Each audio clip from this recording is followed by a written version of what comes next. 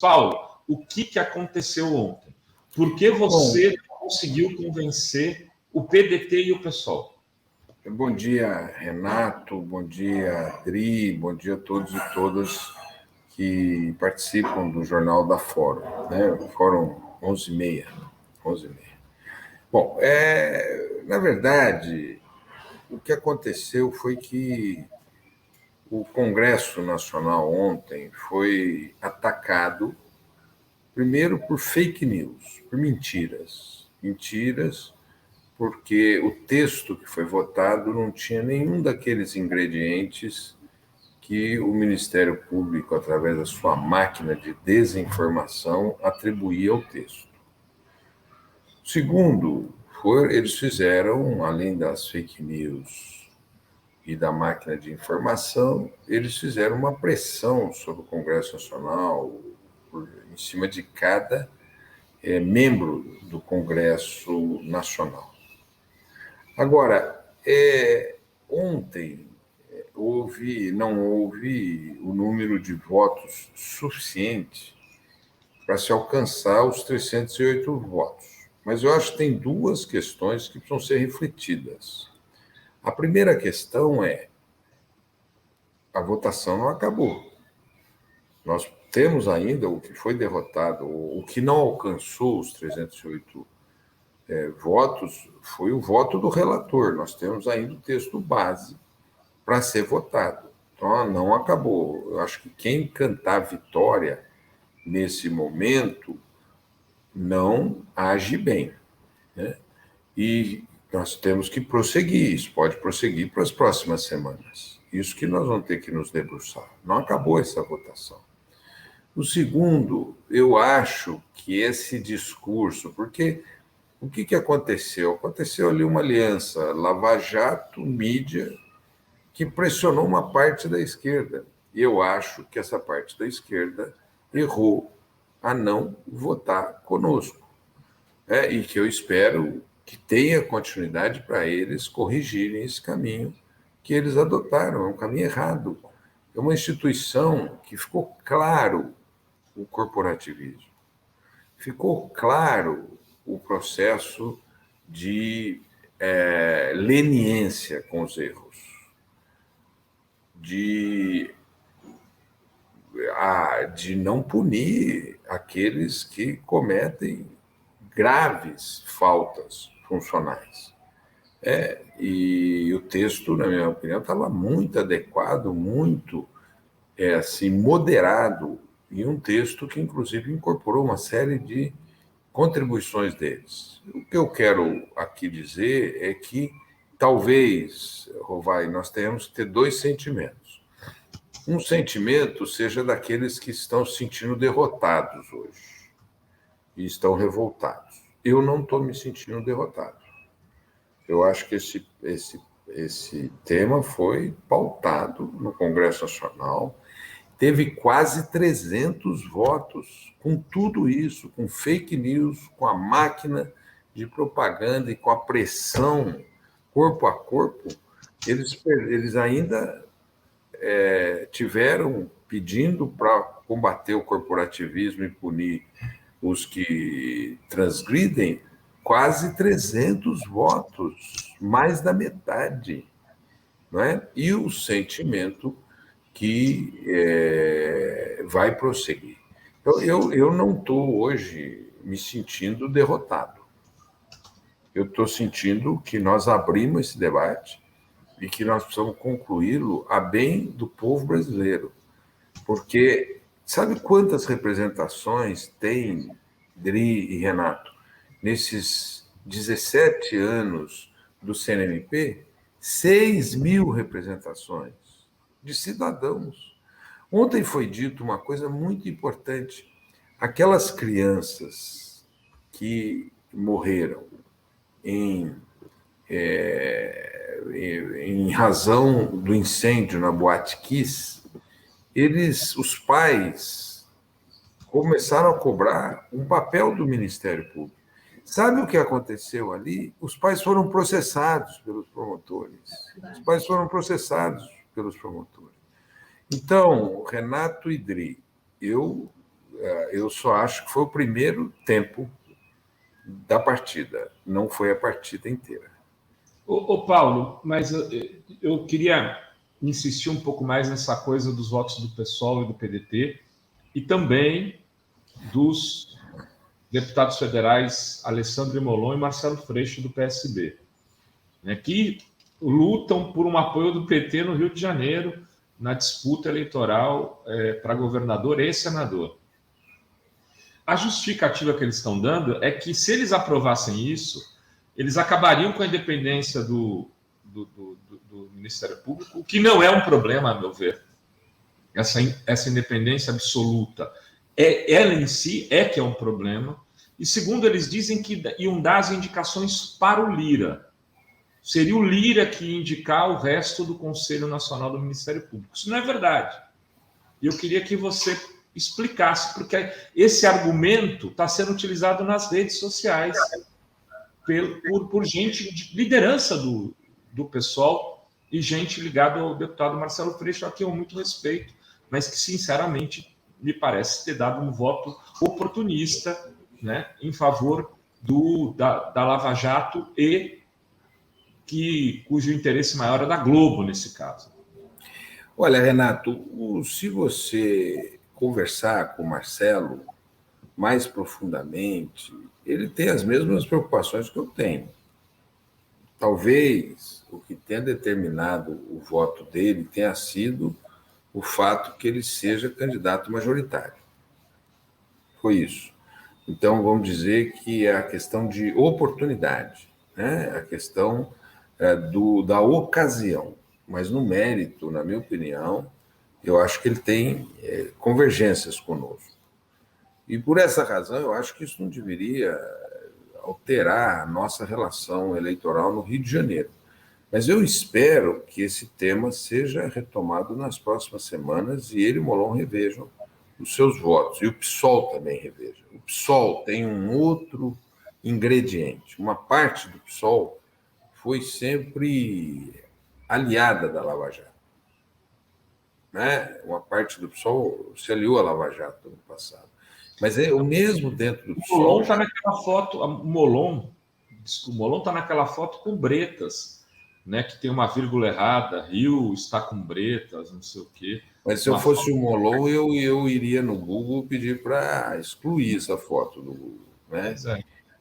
Agora, do ponto de vista da... Agora, mesmo dentro do PSOL, eu acho que eles têm uma divergência interna. Ontem eu senti isso. Ontem tinha um incômodo dentro do PSOL muito forte. Eu recebi mensagens hoje de integrantes do PSOL dizendo: acho que o PSOL votou errado. Então, o que eu acho que é bom para o Brasil é que prossiga esse debate, que nós o entendamos como início e não como final, né? E que a relação com esses companheiros seja uma relação de apelo e não de reprovação, porque nós teremos talvez o segundo tempo nas próximas semanas para resolver esse processo. Eu quero dizer para você o seguinte: eu fui vítima de todo tipo de ataque e pressão, mas eu acho que esse debate é necessário para o nosso país. Nenhuma instituição pode ficar fora do controle, senão ela transborda. E eu acho que o Ministério Público no Brasil atacou a ordem econômica, atacou a ordem política de uma maneira inaceitável. E o faz cotidianamente. Por quê? Eles acham que o mérito vem do concurso público. Eles acreditam na virtude da meritocracia e acham que política é uma atividade suja. E eu acho que a política é a atividade mais nobre do ser humano.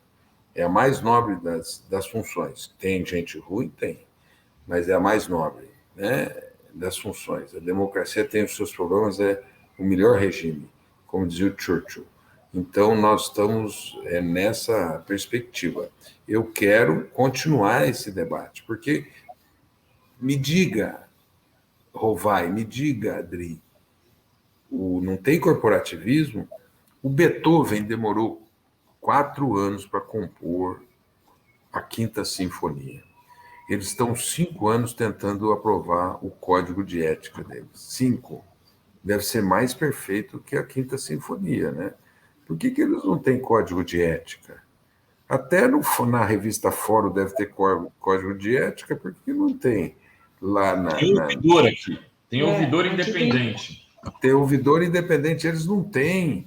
Então, eles não podem entender. E aí eu quero...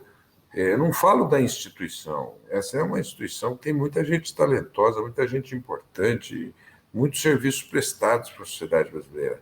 Mas a ausência de uma forma de controle faz com que a laranja podre apodreça as demais laranjas da caixa. Nós temos que separar o joio do trigo e vamos prosseguir. Eu estou feliz. E o resultado de ontem me ajuda a ter esse sentimento. O resultado de ontem é um resultado positivo, porque só faltaram 12 votos. Se nós tivesse tido 100 votos, aí você fala, não, acho que a gente errou. Não, não erramos. Com toda a pressão da máquina de desinformação, que quem usou esse termo foi o Augusto Arruda Botelho, a máquina de desinformação, porque o texto que eles disseram que estava sendo votado não era o texto que estava sendo votado, né? Então, a máquina de fake news deles gerou um constrangimento em parlamentares que, há um ano das eleições, têm medo de votar temas polêmicos, né? Eu acho que a eleição tem que apurar o espírito público das pessoas, e não a polêmica dos assuntos, né? E eu sou por prosseguir. Eu vou procurar o Lira hoje e vou sugerir a ele, prossiga. Não vamos fazer nada não vamos adotar nenhum procedimento heterodoxo, sou contra adotar algum procedimento heterodoxo, e vamos fazer, porque também... O que é prosseguir, Paulo? Explica para o nosso... Prosseguir é o seguinte, o texto votado ontem não foi o texto do relator. Vamos votar o texto original, sendo que vamos analisar se há possibilidade... O texto original é teu. O texto original é meu. E ele ainda pode ser votado. Quais são as diferenças, Paulinho, entre o texto original o texto original meu, ele era de uma modéstia, assim, muito grande. Ele propunha o seguinte, tem 14 membros lá, né? Sendo que 7 são do Ministério Público e 7 são da sociedade. Ele propunha que 8 do Ministério Público e 6 da sociedade. Ele propunha que 1 do Ministério Público fosse escolhido pelo Congresso. Então, se daria uma paridade aí, porque seria do Ministério Público, mas escolhido pelo Congresso, porque o objetivo é quebrar o corporativismo. E o segundo, hoje o corregedor, ele só pode ser escolhido entre membros do Ministério Público. Nós dissemos não. O corregedor pode ser qualquer membro do CNMP, porque está ali o problema. É na corregedoria. A corregedoria virou uma engavetadoria. Uma engavetadoria geral. Isso nós não podemos admitir. Então, nós vamos ver se tem condição de fazer destaques de acréscimo de texto no texto original. Isso é uma pergunta regimental que nós vamos fazer. E o segundo, o Senado não poderia reintroduzir questões na PEC, aperfeiçoando a PEC, para ela caminhar? Essas duas perguntas que eu vou fazer hoje ao Lira e a sugestão de prosseguir, né? E o prosseguir eu acho que esse quórum de ontem foi um quórum muito auspicioso. E por conta disso tem que prosseguir. 12 votos que faltaram. Foram 297 votos, né? E para como é uma PEC, uma mudança da Constituição, terão necessários 308, né? 11 votos, então, Paulinho, na verdade. Não... 11 votos, Tchau, Paulinho. Olha só, eu vou trazer aqui alguns superchats para a gente continuar aqui. Tem muita gente querendo entender o que aconteceu com a PEC 5. Cláudio Alves diz, pessoal mais Freixo, mais Molon, igual alta traição. O Rai Lula Rousseff, diz, bom dia, Adri, Rovai, comunidade. Adri, mandei um e-mail para vocês, se puder me responder, tá bom, respondo, grato e beijos. Obrigada pelo superchat. O Décio Amadio, peraí, pulou aqui. Eu vou agradecer Antônio Carlos Melo Silva também, pelo super sticker. E aqui o do Décio, ele diz que é vergonhosa a postura do Freixo, pessoal do PDT. E tem mais superchats. Se tiver perguntas também, pode mandar, como o Antônio Carlos Melo Silva diz, o pessoal criou o álibi para romper com Lula e o PT. E tem ainda também o Celso Orrico. Ele diz, o deputado admite que o PT errou ao aceitar a lista tríplice do MP, vitaminou o corporativismo. Tem duas questões aí, tem mais uma aqui, da Fernanda DS. Bom dia, queridos. Flávio Dino fez nota importante, concordo totalmente.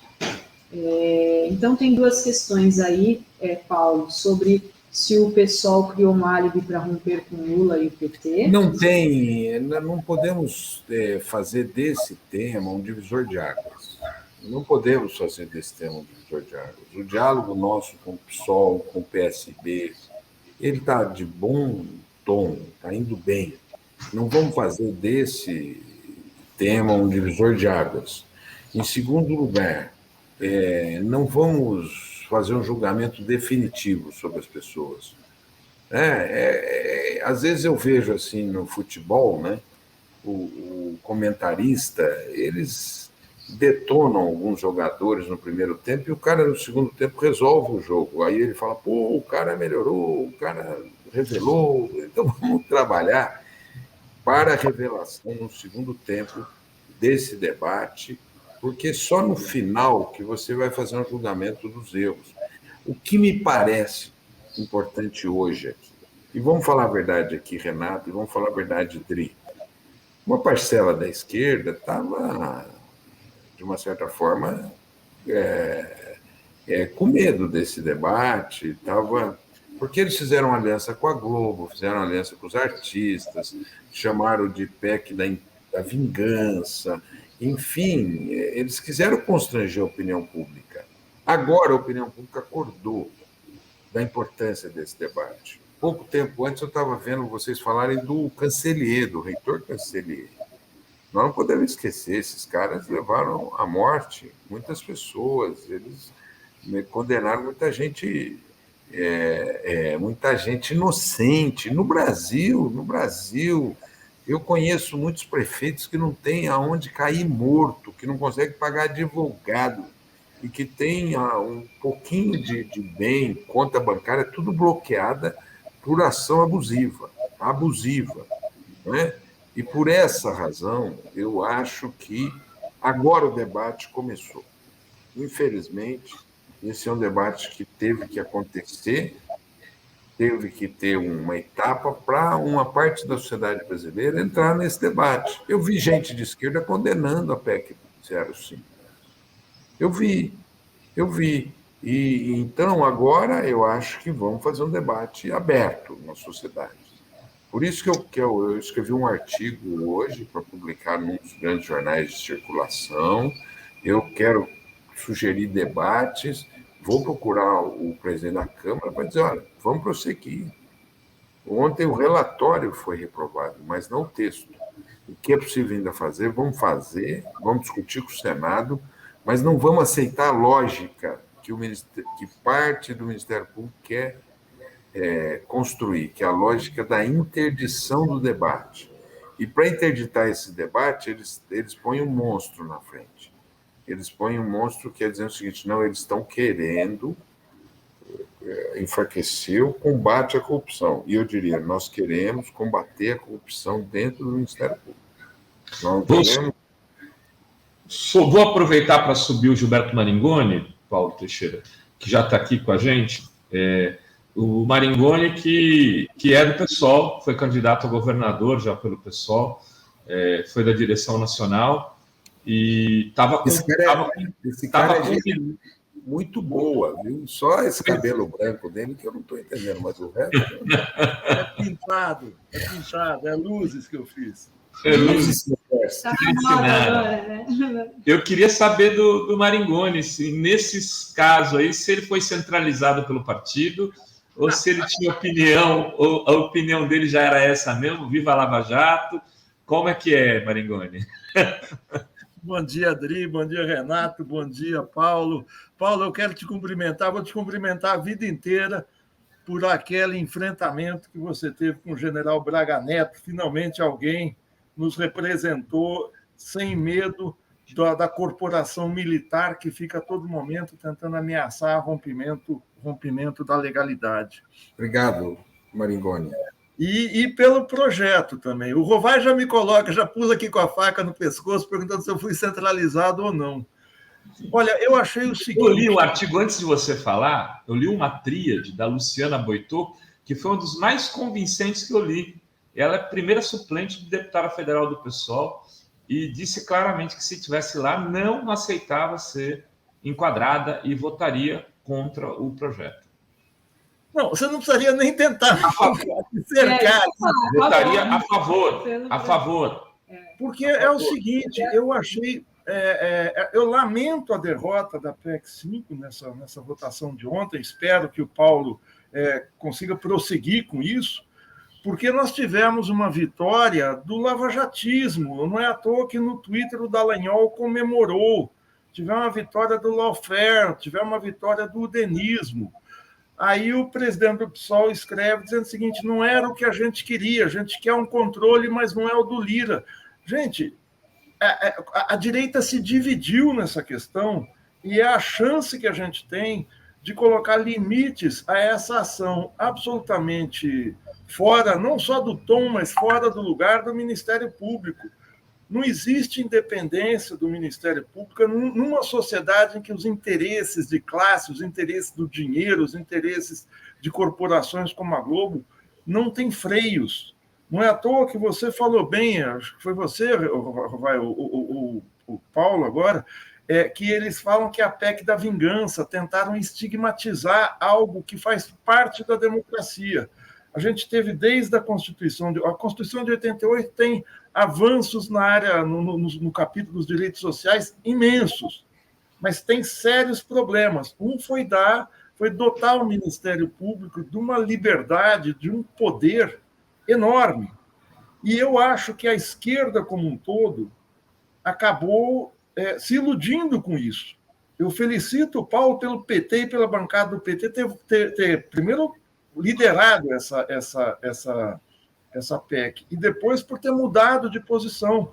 Porque durante os governos Lula a gente teve isso que para mim hoje é um absurdo, que é a lista tríplice do Ministério Público, em que você coloca o inimigo na antessala do governo, né? A gente sabe o que foi o Janot, a gente sabe o que foi aquele outro, eu não me lembro o nome dele, aquele cearense que parecia o Jô Soares. Quer dizer, era uma constante chantagem sobre o governo. Então, o Ministério Público é fundamental na democracia, ninguém quer acabar com o Ministério Público, mas quer estabelecer parâmetros mínimos, para que a gente não tenha, e a gente está vendo agora, como o Ministério Público, entre aspas, independente, foi instrumento não só da Globo, não só das corporações financeiras aqui dentro, mas do Departamento de Estado dos Estados Unidos. A gente vê as relações que o Dallagnol e a República de Curitiba tinham, e acho que continuam tendo, com o Departamento de Estado dos Estados Unidos. Então, isso é um avanço democrático. O Paulo e muito a posição do PSOL. Houve a posição solitária do deputado Glauber Braga, que votou contra, foi em minoria na bancada, mas acabou se enquadrando. Eu lamento que ele tenha se enquadrado, porque se ele votasse diferentemente, colocava uma inquietação dentro da bancada. E os 11 votos do PSOL foram exatamente os votos que faltaram para a PEC ser aprovada. Depois se discutiria encaminhamentos e tal. E eu falei hoje do presidente do PSOL, o Juliano Medeiros, que é meu amigo, falei, olha, vem cá, argumento contra argumento, quando houver lawfare contra o PSOL, lawfare para cima do PSOL, ou seja, ação descabida do Ministério, a gente volta a conversar. Porque é a mesma coisa da lei de ficha limpa. Você vota algo achando que é muito bom, mas isso é um torpedo apontado contra a sua cabeça. E é o que acontece se a gente não conseguir reverter nos próximos encaminhamentos essa votação. Eu tô tão bravo que eu nem fui falar com meu amigo Juliano, viu? Juliano, porque ele está justificando. Eu não sei se ele tinha essa posição ou ele foi convencido, né? Porque o Juliano é um cara inteligente, uma liderança importante. Claro. E aí eu acho que o Maringoni chama a atenção para uma coisa que eu queria colocar para o Paulo avaliar, que é essa questão da Globo. Eu acho que a Globo derrotou o Lula. A Globo foi para cima com esse objetivo, salvar a Lava Jato, e parte da esquerda, inclusive por cálculo eleitoral, preferiu não ficar mal com a Globo. E dane-se o Lula, e dane-se... Quando eu falo dane-se o Lula, porque é um projeto que o Ministério Público, com toda essa autonomia, no futuro governo Lula, a gente sabe do que eles serão capazes, né? Eles já foram capazes disso. E se eles não estão atuando agora no governo Bolsonaro, não significa que não farão a vingança de novo depois da eleição de 2022. Renato, a minha opinião é que o PSOL, nas pessoas do Ivan, do Juliano, da Talíria, do Glauber, eles podem evoluir nessa posição. Por isso que eu estou dizendo, não vamos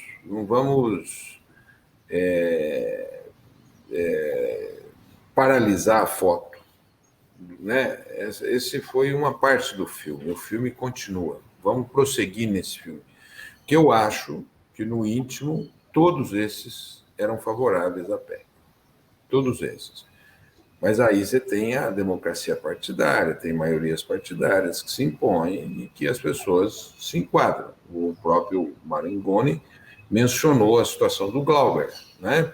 Mas eu acho que esse tema será um tema para o amadurecimento desse debate dentro do PSOL, assim como na relação com o Freixo, com o Molon, porque eu quero prosseguir no seguinte sentido.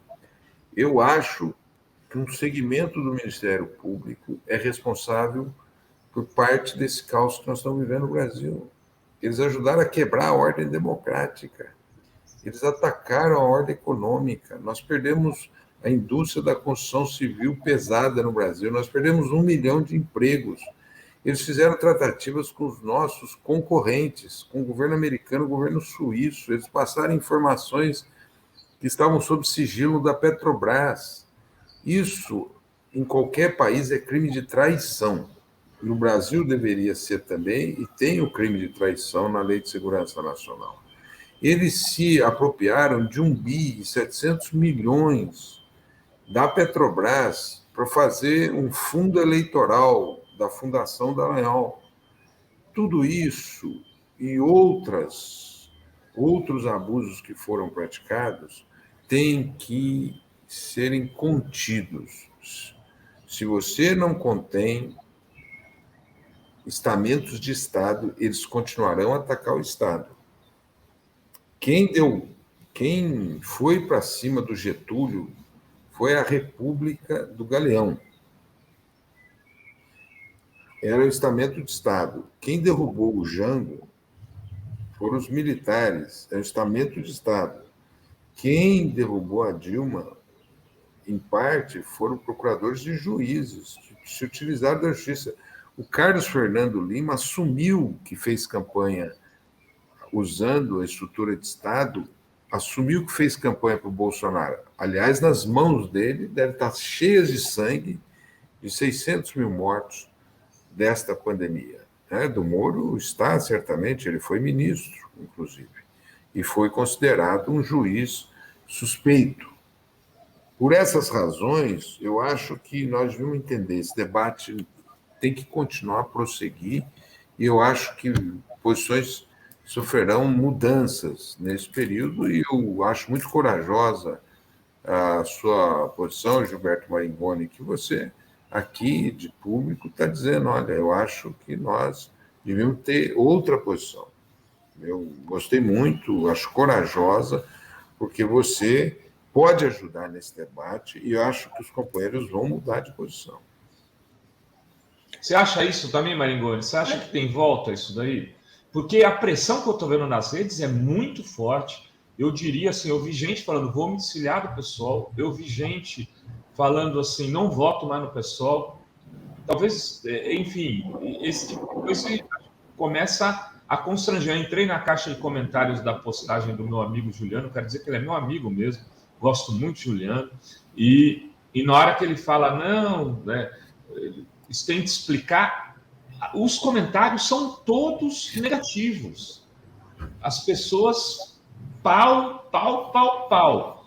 Então, assim, eu imagino que esse pessoal agora também está falando, puta, olha, custou caro esse acordo com a Globo aí. Estou brincando, evidentemente. Rovai, é o seguinte, eu vou muito na linha do Paulo Teixeira, porque é o seguinte, todos os companheiros da bancada do PSOL, eu falei 11, na verdade são 10. São 9, né? São 9 agora.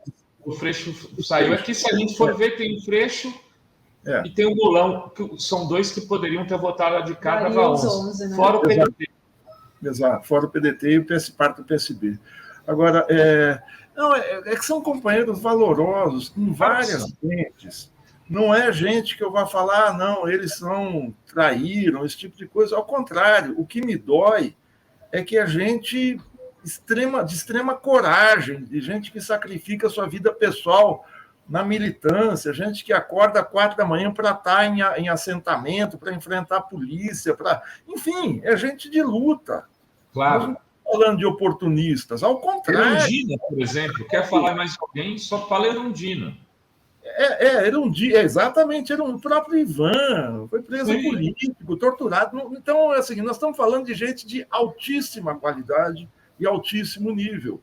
E é por isso que a gente fica assim meio decepcionado. É porque a luta contra a corrupção, durante muito tempo, eu acho que isso inoculou toda a esquerda, foi muito bom para a gente ficar simpático junto à opinião pública.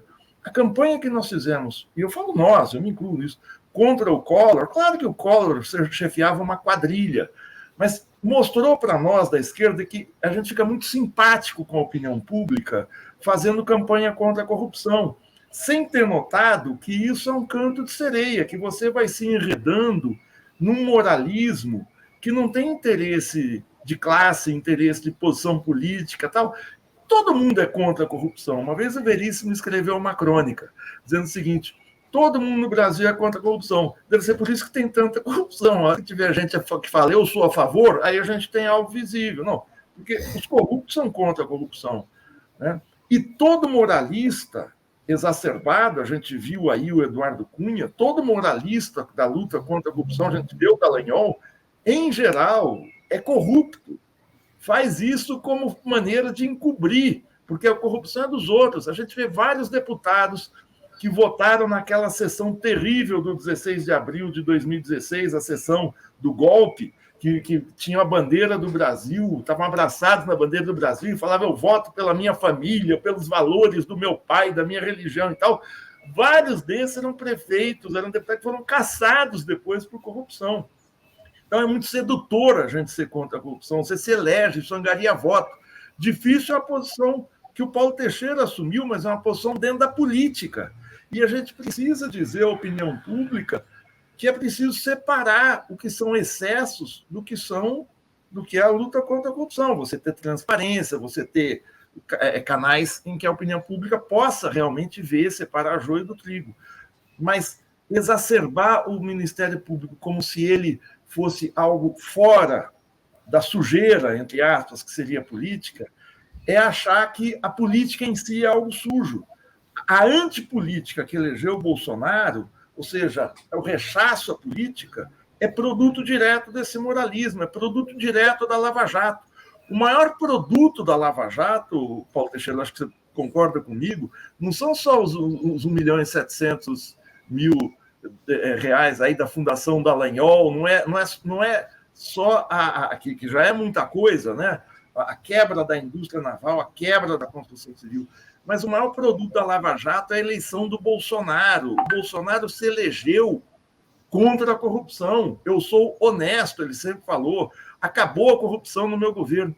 Eu fui pegar, vocês devem ter feito isso também, porque depois isso espalhou pelo Facebook, a campanha do Partido Nazista, no começo dos anos 30, antes do Hitler chegar ao poder, que ele foi eleito chanceler, primeiro-ministro em 33, era uma campanha contra a corrupção, contra a sujeira da política, era uma campanha antipolítica também. A campanha do Mussolini era contra a corrupção. Jânio Quadros. Jânio Quadros, o Paulo Teixeira citou aqui Getúlio, citou 64, a campanha do golpe contra Dilma. Então, a gente precisa politizar as relações sociais para as pessoas, e isso é difícil, porque parece, e dá margem para que se propague isso. É a MP da vingança, é a MP dos corruptos, é a MP de passar o pano na sujeira da política. Então, eu acho que nós evoluímos muito. E esse argumento de que, mas o Lira apoiou, mas o Centrão apoiou, está vendo como é sujo? Não. Há hoje uma divisão nas classes dominantes contra o veneno que eles mesmos criaram, contra a cobra que eles mesmos alimentaram. E se a gente da esquerda não aproveita essa oportunidade da divisão e da confusão entre eles para colocar limites, essa janela de oportunidade pode passar. Por isso é importante o que o Paulo Teixeira está dizendo, da gente continuar na carga, continuar essa votação, porque foi significativa a votação, apesar dela não ter sido aprovada. E olha, gente, uma das pessoas que pagou caro por esse ativismo judicial foi a Luísa Erundina. Eu me lembro de uma condenação a Luísa Erundina em torno de R$500 mil. Verdade. Eu fui no jantar como colaborador para poder pagar esse processo. E eu acho que a Luísa também deve estar incomodada e pode ajudar nesse processo. Mas eu acho que é isso. Nós temos que prosseguir, porque nós temos que fazer reformas profundas no Brasil. Algumas delas agora, outras depois, mas nós temos que reformar as instituições brasileiras que estão muito debilitadas, né?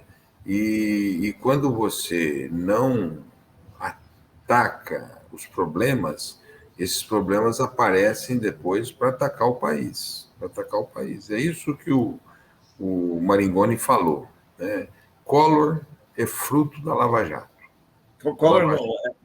Perdão, Bolsonaro. Bolsonaro é fruto da Lava Jato, ele é filho da Lava Jato. E não é só uma conclusão lógica, não. Eles assumiram. O Antônio Fernandes assumiu, fizeram campanha, e o Moro foi ser ministro. Então, e todas as suas ações foram anuladas contra o presidente Lula, porque ele utilizou o judiciário para eleger o Bolsonaro. Então, nós hoje precisamos atacar essas questões. E eu espero que esse jogo continue, que ele prossiga, que ele amadureça e que nós possamos fazer algo em torno dessa questão para as próximas semanas e, se não conseguirmos, para os próximos anos. Mas não dá mais para caminhar nessa trilha que nós estamos caminhando com esses problemas que levaram o Brasil a perder a indústria de 70 anos. O que é? A indústria hoje é o principal ativo de um país. Essa é a grande disputa hoje, é da área do conhecimento. Os Estados Unidos estão fazendo de tudo para levar de volta as indústrias para lá. A Europa está fazendo guerra industrial para levar de volta. O emprego industrial é um emprego importante. E nós aqui, por um bando de irresponsável, perdemos esse ativo da sociedade brasileira. Eu quero agradecer muito. Eu tenho um compromisso agora 12h30 e preciso me deslocar até ele e dar um abraço apertado nessas três figuras aqui que tanto admiro, na Dri, no Gilberto Maringoni e no Renato Rovai. E dar os parabéns a todos os internautas que seguem a revista Fórum. Um grande abraço para vocês. Muito obrigado, Paulinho. Você sabe Paulo. que você é sempre muito bem-vindo aqui. Sorte nessa tarefa de resgatar essa PEC 5.